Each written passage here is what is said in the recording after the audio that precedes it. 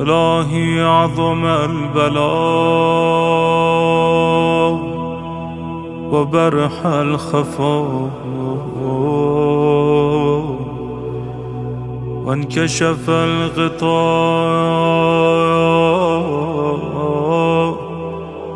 وانقطع الرجاء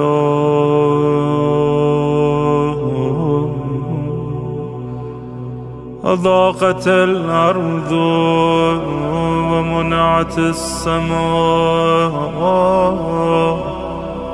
وأنت المستعان وإليك المشتكى وعليك المعول في الشدة والرخاء.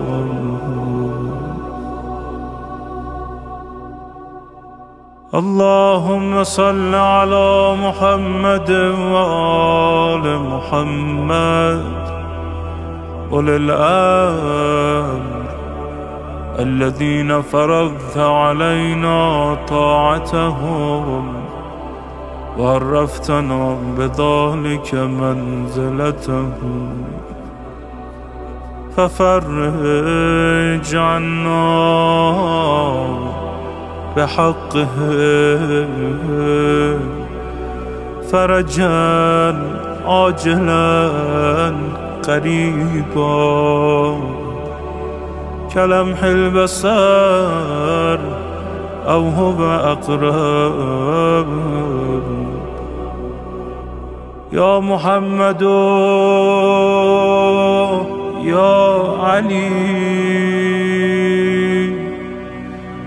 يا علي يا محمد اكفياني فإنكما كافيان وانصراني فإنكما ناصران. يا مولانا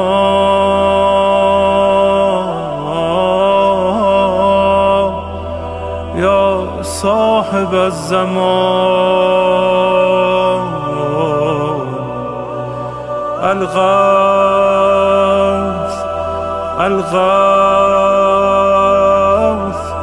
الغوث أدركني أدركني أدركني الساعة الساعة الساعة العجب العجب العجب. يا أرحم الراحمين بحق محمد وآله الطاهرين.